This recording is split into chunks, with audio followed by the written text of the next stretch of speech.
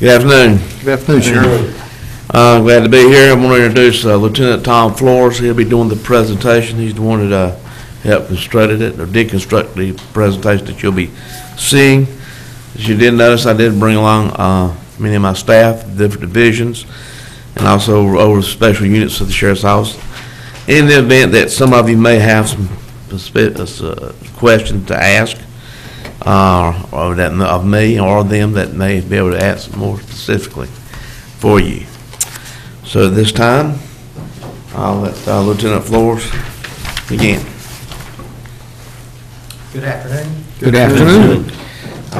Attempted to answer your questions that I received in the email about the Sheriff's Office. What is our function for the county?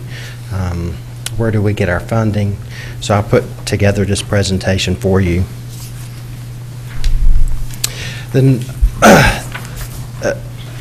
where do we get our authority? Where do we get our power? Why is there a Sheriff's Office? Well, it's established by the North Carolina State Constitution. Actually, the office of the sheriff comes from England. It's one of the earliest law enforcement offices in our English history. The sheriff's office has to follow certain guidelines and laws and regulations from federal, state, and local agencies or government boards such as yourself. Of course, with our jail, we actually have to follow standards set by the North Carolina Department of Health and Human Services, and follow statutes, North Carolina general statutes and federal statutes as far as treatment of our prisoners. The mission of the Sheriff's Office, as you can see, is to maintain the preservation of the peace, uphold the constitutionality of the Sheriff's Office, prevent criminal activity, and provide judicious service to the community with the utmost integrity in a positive and professional manner. We are dedicated to providing sound service through ethical and humanitarian practices. It is our commitment to strive for excellence while developing our organization to meet the present and future needs of the citizens of Wayne County. How do we accomplish our mission? Well, our mission serves the entire area, of course, of Wayne County. And that includes our current population estimates of 123,000 citizens.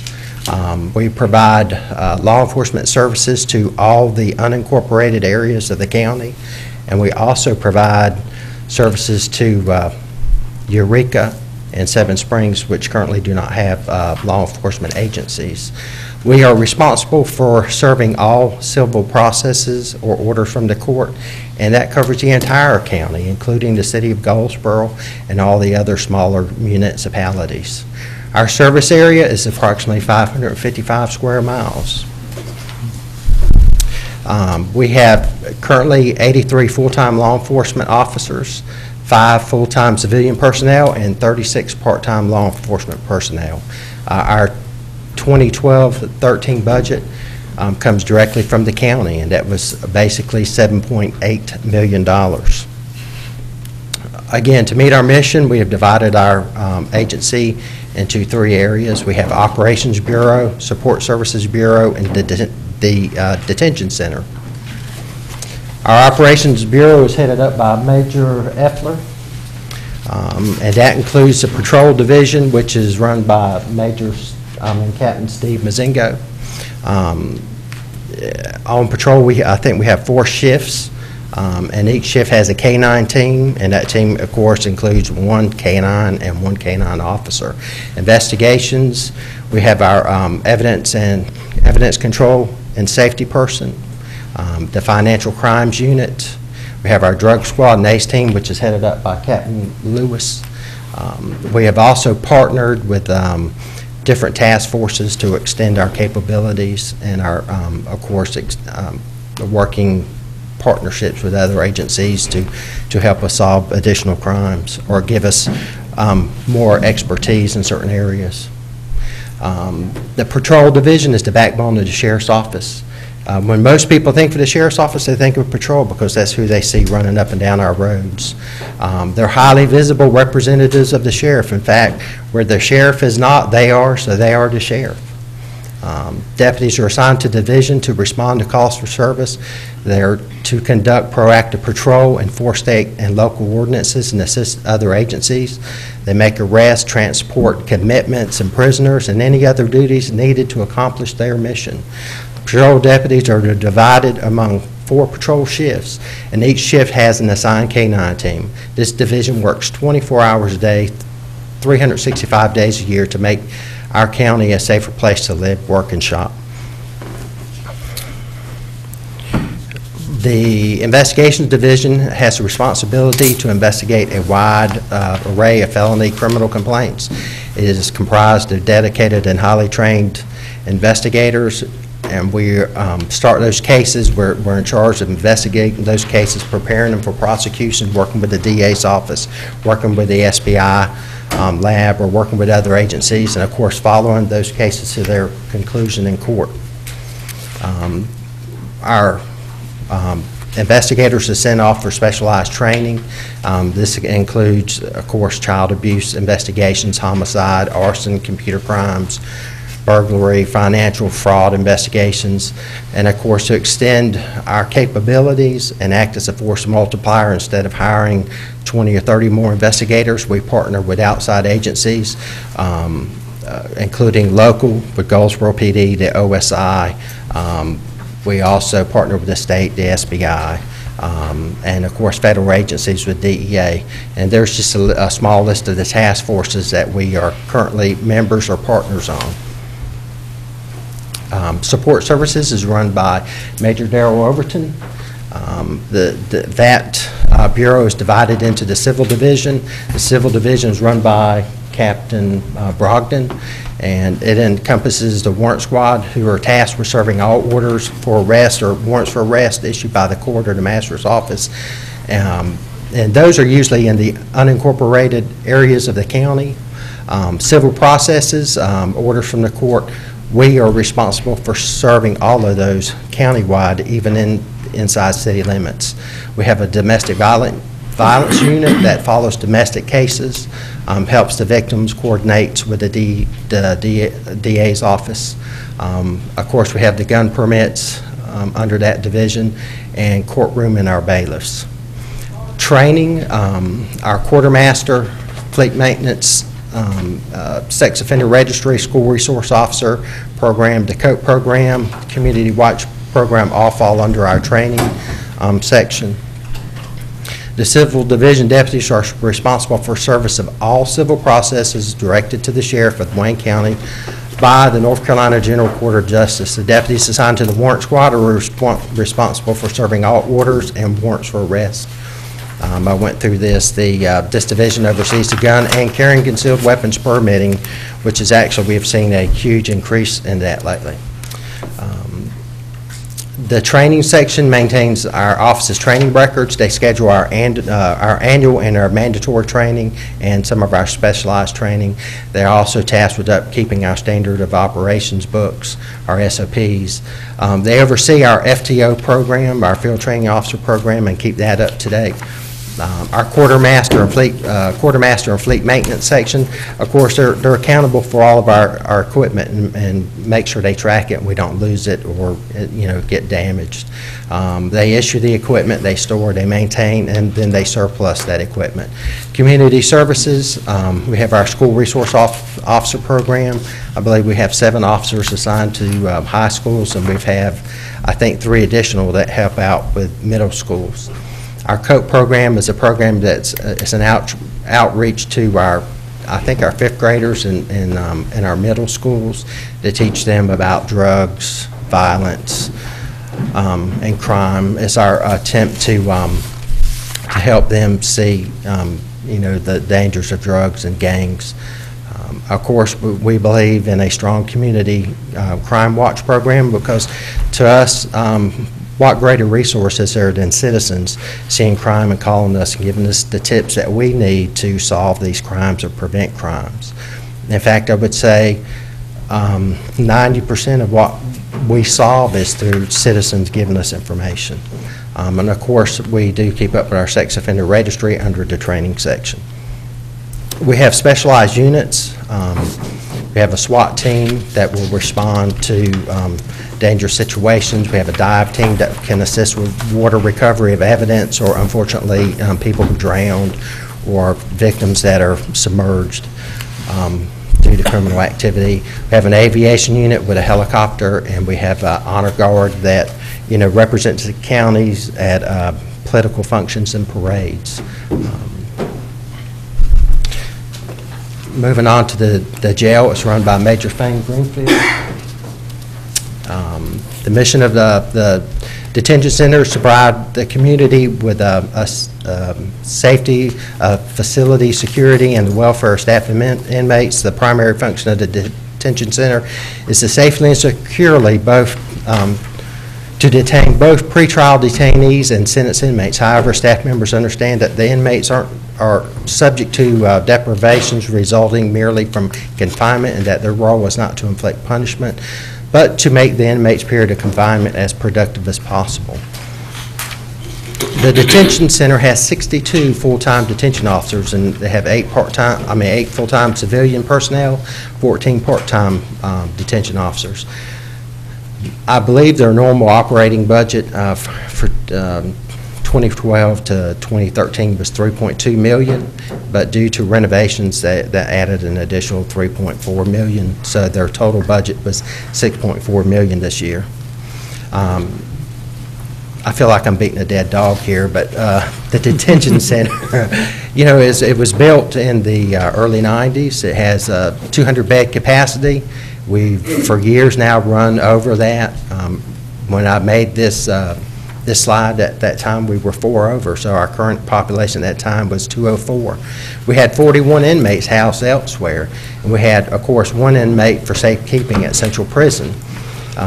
It's $50 a day per inmate to other facilities, $40 a day for the one at Central Prison, and that totaled $2,090 plus an additional $1,500 of medical costs. So that's what it takes to house prisoners outside the county. Our budget request this year, we were asking for 8 deputy sheriff positions, 1 elder abuse detective, 1 civilian computer forensics position, and of course, there's talk about a new jail facility. Our forecast is if the economy continues to weaken, we may expect an additional increase in the rate of crime. However, it's pretty much held steady. Unfortunately, if we do see an uptick, we got to place those people somewhere. So they're going to be placed in our facility or another facility, and that's going to increase our costs. As far as patrol response, most calls for service will require at least 2 deputies. A domestic, we want at least have 2 deputies there. Commitment, mental commitment, we want 2 deputies there. It's for officer safety. The county's becoming more urbanized. You can't drive anywhere in this county where you don't see a new subdivision or a new house put up or a new trailer. There's a greater portion of the population living in the county rather than living in the cities now. I believe the county population is double what the city is. And I think the city of Goldsboro right now runs 4 shifts, and I believe they have 12 to 15 officers per shift, and their jurisdiction is basically 25 square miles. That's my section of this presentation, and I'd like to have the sheriff step in. Aren't you going to field the questions? I'm trying to dodge the questions. Okay.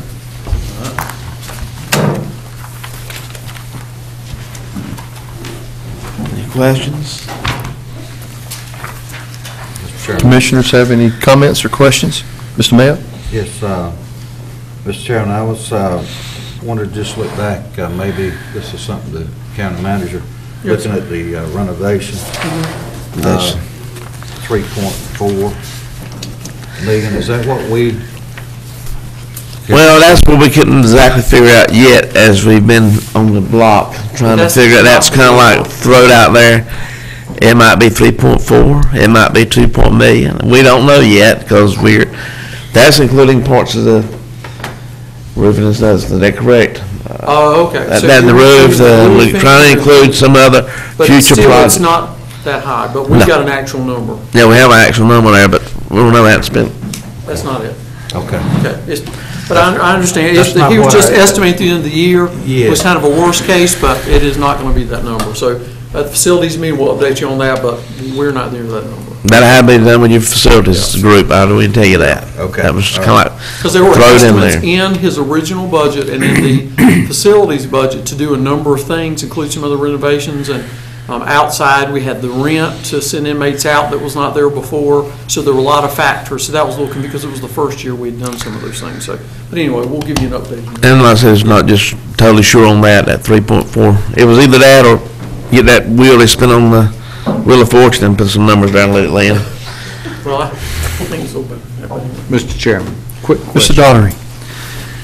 Sheriff, how do you maintain your vehicles? No, Regarding, who does that? Do you have a? we don't have a certain, staff? no, we do not have a certain contract person. We go to different ones Okay, and, but you don't have a department to maintain your vehicles? no, and we do not have that department. per Have you se, explored garage. that possibility? We have looked at, I know that Johnson County has their own garage. I talked to Sheriff Bizzle on that. We have looked in that thing also. Of course, you know, as the day and times changes, realize that the county would have to invest in a garage, a facility. You'd have to invest in mechanics. And with the ever-changing of cars now, the day was the shade tree mechanic hiring that guy that you worked on a car are gone. You're gonna have to find someone that's got the computer equipment for each and every car, the modules and all that, they have to regroup on. So we have looked at it. I think Sheriff Bill's there, they do mainly the oil changes, tires, brakes. Major, that what they do? Preventive maintenance. They don't do any major. Major repair. Don't do any major. They don't do the transmission or the engine repairs. Take the heads off. Finance office, 2-3 years ago, we actually did a fleet management study to look at a cost comparison of having an inside the shop versus, we actually looked at the landfill. Could we add on to the shop and have in and out? Right. But we couldn't make the numbers work, and it just wasn't there. We used to work with the city and found that, just with timing, we didn't get out, and right now, using the private vendors, our price was kind of, it was marginal, but it was still all right. So we still use private vendors. In different parts of the county, so a guy who's located in Mount Olive, instead of him having to come to Goldsboro, we use someone in Mount Olive or someone in Goldsboro that's going to just, so anyway. But we've said the next year or two, we need to look again and see what are those costs doing. And I want to tell you this, Major Overton and Lieutenant Blizzard look over the bills continuously, along with Emily. And but mostly they do that, and they see where we get burnt for a pair of set of brakes being put on or something. We probably discontinue business with them anymore, because we know about what it costs, and we see that this person's cheaper, has done a better job. And somebody says, well, you never give me any business, why I go in and try them? And they may do good the next time you go there, and then you got a very expensive brake job. And we have to question it. Mr. Aycock? Yes, Sheriff. About how many miles do you get out of a vehicle, just roughly? Some of them up to about 150, somewhere around 100,000. After 100,000 out now, I'll go ahead and tell you, I'll be first one to tell you, Dodges are doing fair, but they are spring loaded to fall apart about 100,000 miles. I hate to say it, and I'm not cutting the Dodge down. State contract. It's not state, but and that's not just saying that, but any patrol car, not, grandma has not driven this to church every Sunday. So you're looking at a car with 100,000 miles on it that has been, drove as a police car. So yes, they don't, about 100,000 about what you get. I mean, with the Crown Vics, you might got, what's the highest mileage on them? Mr. Aycock, help you out, help the sheriff out. Come up here because they can't hear you. Yeah. I didn't want to do this. Don't say, not spring loaded to fall apart. Just move. That's bad. Come on up here. To help you out on the mileage on the vehicles, what we try to do, the investigators, the administrative staff, we try to get 150, 60,000 miles out of them. The patrol vehicles, they will slam out at 110, 15, 20,000 miles. I mean, the suspension's going on them, so then we look forward to moving on down the road. That's what we do with I them. want to say, But usually you all- the 125,000, when we've purchased vehicles, even when we look at it, we roll them out, 125 is the max on those patrol vehicles, max. Actually, a long time ago, it's been several years ago, Mr. Smith was going to try to move them out at 75, 80,000 miles. Remember, we talked about that, and that weren't feasible. Then we went to needed 100 to We 125. need to produce a little bit more mileage out of them to save the county some money, so we try to get everything we can out of what we do. But even under, when you say state contract, Yes. we still have new car warranty, I mean. Yes, is sir. that- so you're looking at what? It's 12,000, it's not like you think, if we as an individual go buy one, you get 36,000 miles, you still get 1 year, 12,000 miles. Okay, all Because right. it's a patrol vehicle. Okay, all right. Question. Yes, sir, Mr. What Payne. happens to the old cars? We sell them out or trade them in? Ms. Noel Woods, we got a surplus program, we put them on govdeals.com, and it goes out through I guess it goes out through the country, I guess. All over the country. All over the Get some country. money back It is a from governmental eBay. And You most get money of, back. most of the time, what I'll do, I'll ask the county manager if he'll refund those funds back to us to go back in our fund account, so we can Purchase possibly vehicles. buy another vehicle, without having to put it in the budget. And most of the time, that's granted. That's what makes sure we get. That program's been Yes, sir. very, Oh, yeah. it's been much more effective than auctioning them locally. Yeah. Yeah, We were Gov- getting like $500, and we'll get 2,000 or 3,000 doing them. And Gov Deals gets them on that, and the public can, anybody in the public can purchase them. Anybody but us. Anybody but us, and then if you ask what happens to them later, even though we've worn them out, later they become taxi cabs. That's exactly right. Mr. Mann, And I don't know how they do it. Mr. Mann. Sheriff, so unless a vehicle has a minimal amount of mileage, you would not have the motor rebuilt? No, we've done that, we've been down that road before. Okay. And, we've done that. You've had one? One blown motor. Okay. Yeah. That accident was called. And if you look at High Patrol, they do the same thing that, about, I think they've increased theirs, what, about 100,000 miles replacing now? Or is it 75 still? I bet your question. High Patrol, was it 75,000? They moved theirs up now. They're 100. Yeah, 100, that's what I thought, they moved to 100,000 on a High Patrol vehicle. Yeah. And, that's one thing, because of safety issues. The stress, the suspension and all that. The other thing I want to ask is, on your general maintenance that you're farming out or subbing out, is there a way that might be on a competitive bid, that where you know what you're getting charged? Well, That's part of what finance. we've tried it different ways. Like I said, we got a concept of what, this is what the brakes are gonna cost, this is what this is gonna cost. And then also with the new Dodges, he'll tell you, and rest of, and they've been good, because the Dodge Corporation has worked with us, replacing some engines and doing some other things. And sometimes you get it done just as cheap at the dealership than you can anywhere else.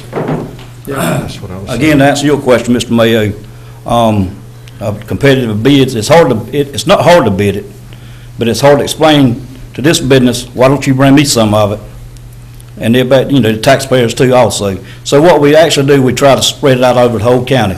And then the next year, what we'll do, we'll alternate it around, so everybody can get a piece of the pie. Right. That's what we do. But you can get from each place Oh, that you yes. deal with, you Their can rates. get a sheet Oh, saying yes, what sir. a brake job is, Yeah. and so forth. Is that Yeah, right? we do. Richard Blizzard, Lieutenant Blizzard, that takes care of this for us. Yeah.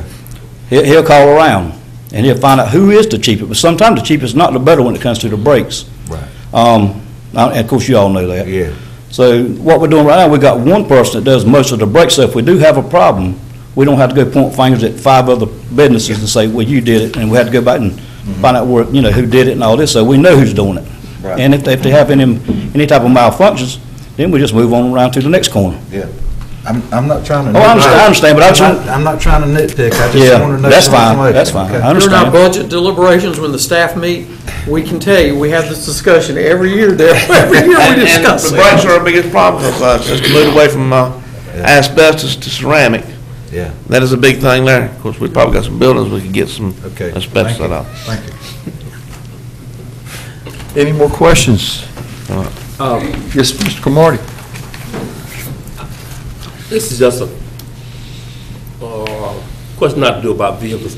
You have a sex offender registry, and a citizen can go on there and pull up a computer and see where. Is there such a registry for folk who have been convicted, served time, and come back in the community who are murderers and burglars?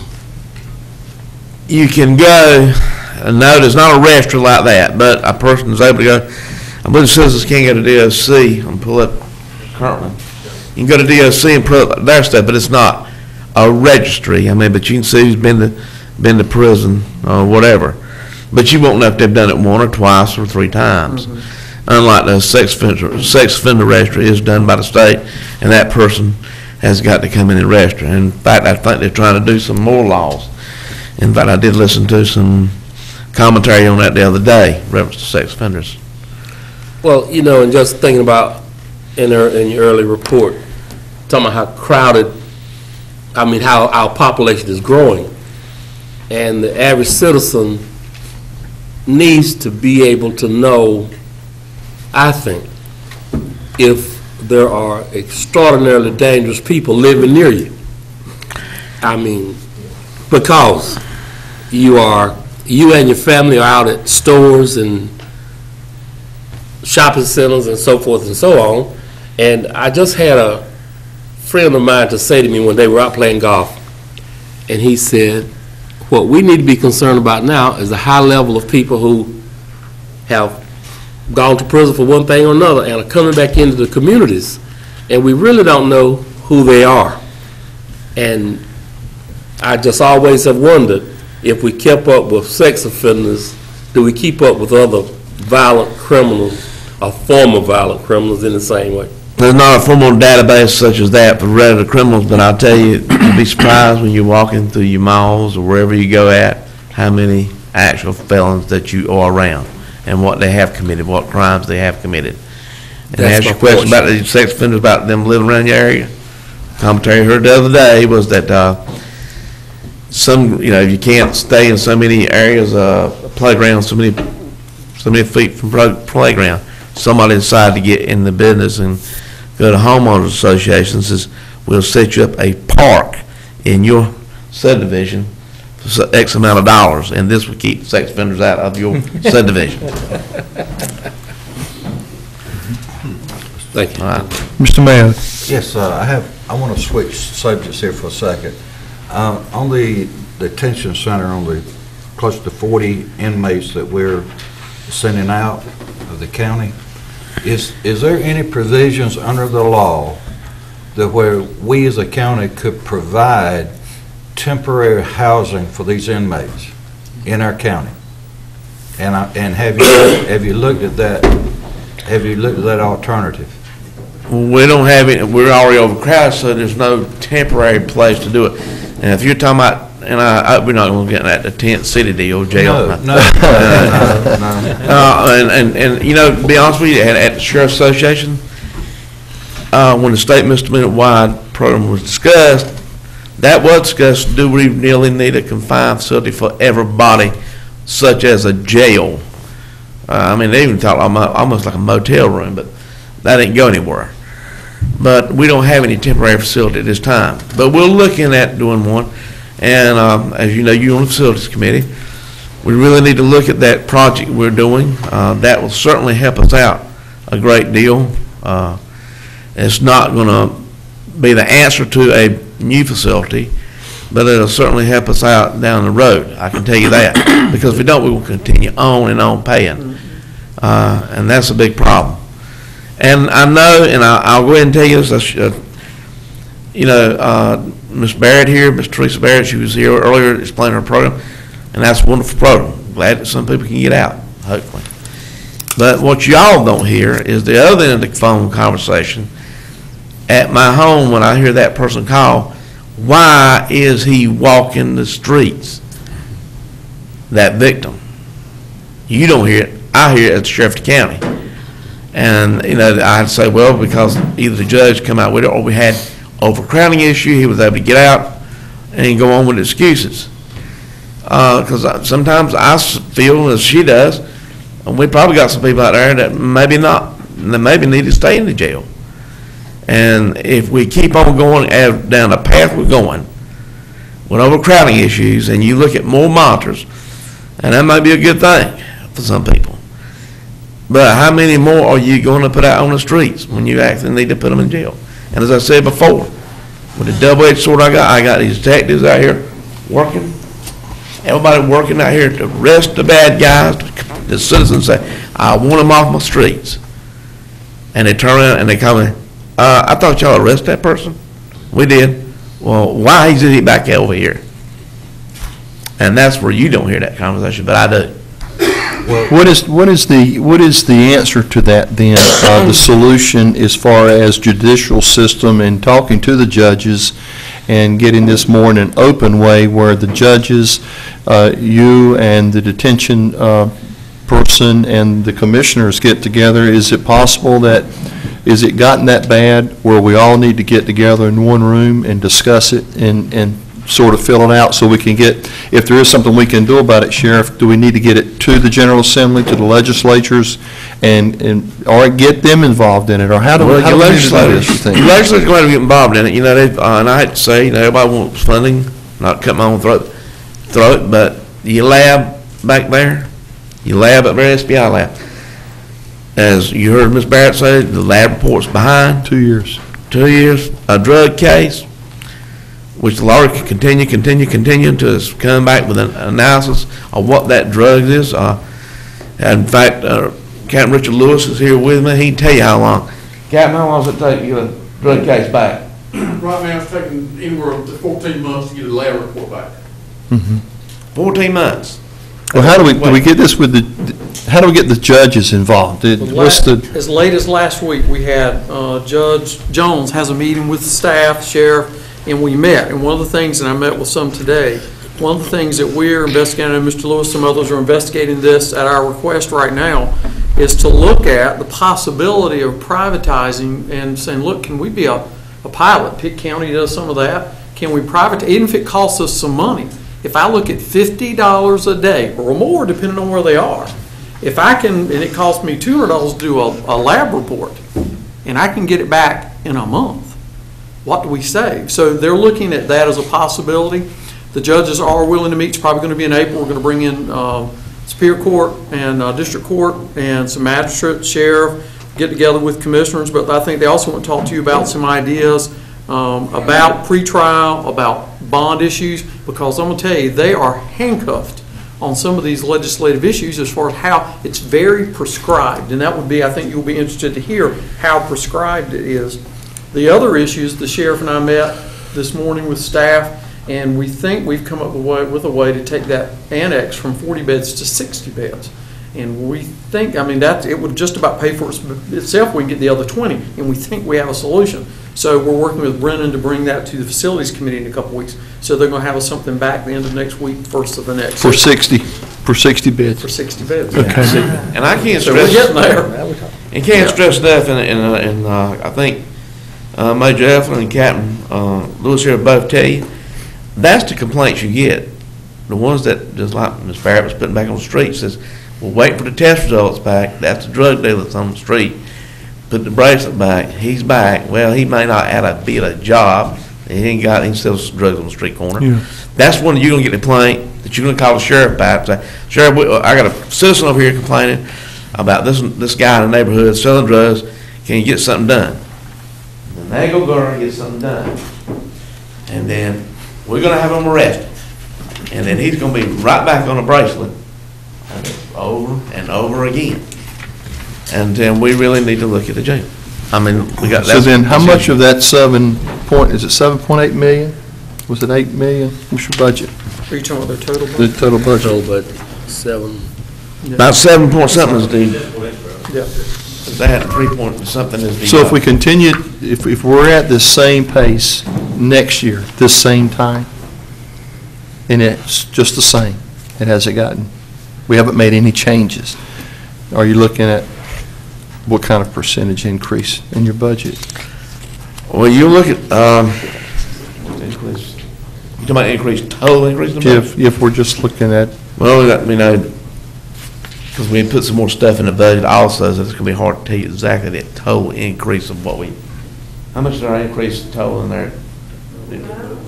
We're not got it completed yet, but if you're talking about an increase of the number of arrests, I can see the rise of that coming soon.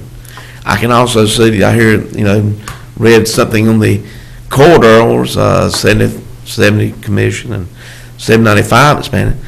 Well, you can go believe that it's going to be more dope coming through Wayne County. May increase the economy, may increase business. You're going to see that too. Quit being so negative. Just what they call I-95, Cocaine Alley. Just want to look at it. So, Sheriff, I don't want to keep beating a dead horse here, but I just for my own information, we have a lot, since I'm been on facilities committee, we have a lot of actual land that belongs to the county acreage. And the reason I was asking you this question about what the state law is, if we ran into a situation where we would have to send 40 or 50 inmates out in the future, after we do the jail expansion and so forth, would it be possible that we could take some of the acreage that we own as a county and turn it into a mobile home detention center? Is it possible, and is it feasible? Well, I know some may have laughed at them, but if the sheriff will recall, Brennan Associates actually presented to us. That's and right. And I'll have them, I'm glad you brought that up. They actually have what they call a temporary jail solution. These are not modular units, it's a little different. They're plug-and-play units that they set up in a barracks formation that plug and play with the air, the water, and they can set there. There are what they call temporary solutions in like barracks, and you put these things inside. There is a solution. There is a solution. And I'll have them bring that. And you might get to buy mobile homes. When you buy ones now, it's 15 years old, right? we're getting short on time. Mr. Bell would like. That's a good solution. Mr. Bell. Yes, I just want to go, Mr. King mentioned about getting together with the judges and all the people and decide how people are going to get sentenced, all that. Got to remember one thing, structured sentence was designed in the 90s. That's right. And it's already in the book. It took the play away from the judges. They can't just give a guy any kind of sentence that he want to give him. So he's got to go to that book. Yes, sir. And then another thing, something that maybe a lot of law enforcement don't know, we're going to release about 12,000 additional people this year. That's right. I can tell you this right here is to get somebody to serve any real time. Captain Wilson Major, to get up to a habitual felon for drugs, I don't know how many times you got to get them. To make someone a habitual felon, they have to have gone through the system 3 separate times. They must be commit an offense, go to court, and be sentenced. And then you start over again. But everything below the age of 18 only counts as one conviction. Yeah. And for somebody that guy dealing the little crack cocaine out there, it would take, what, 15 times? You could. He could take 15 times. What they don't realize too is that I could get someone, Richard could get someone for 5 or 6 counts, and say he's a federal officer. He goes up to the court, he pleads all these things one day, he's gonna get 2 points. He's not gonna get points for every one of those counts. He'll at least might be convicted by all of them. And now with the new law, the legislature have passed a new deal where guys don't even go back. If you violate, you get a quick dip, Quick dip. Yeah. Take him in for 35 days or 40 days, then bring him right back out. So, I mean, Okay. it's... I'd like to, just for a moment, go back to Mr. Mayo. One more question. Go back to Mr. Mayo just for a second. Thank you, Mr. Go ahead, Mr. McCarthy. The idea of the temporary kinds of jails, and I was reluctant to say this, and I'm sure glad Mr. Mayo brought it up, but when our military deployed Afghanistan, Kuwait, and all those places out in the desert, I mean, there's some you see on TV, and I don't know exactly what it looks like up close, but it looks like it's fairly temporary, but it's good housing, evidently, we would have our military in it, and so. But it has to meet the standard jail of standards. prison services. Human department, It's the resources. Department of Facility Services of Right. North Carolina and the feds. If it does not meet the standard, you may not use it. So it's got to meet, that's why they have these plug-and-play barracks. But we'll bring it to you. I'd like you to Thank see you. that experience. If you notice, law against that. Mr. Carter, if you just noticed that, and the one I sent out the other day from the Sheriff's Association, where I proposed a bill there, that was to increase the square footage, not square footage, to make the square footage different compared with what it is now, so more inmates could be housed. But it also had to change the toilet and shower qualifications. Now keep in mind, for every, Major Vinnie Fields is what, is it 8? For every 8 inmates, you got to have a bathroom and a toilet, correct? Right. And I was trying to get it for every 16, a bathroom and a toilet. You know, and if you want to compare apples and oranges, I have a daughter in college, and she lives in a dorm. They don't have that many toilets, but they don't have the requirement. They don't have the prison or the jail making that requirement. Any other questions, comments for the sheriff? Thank you. Thank you, Sheriff. All right.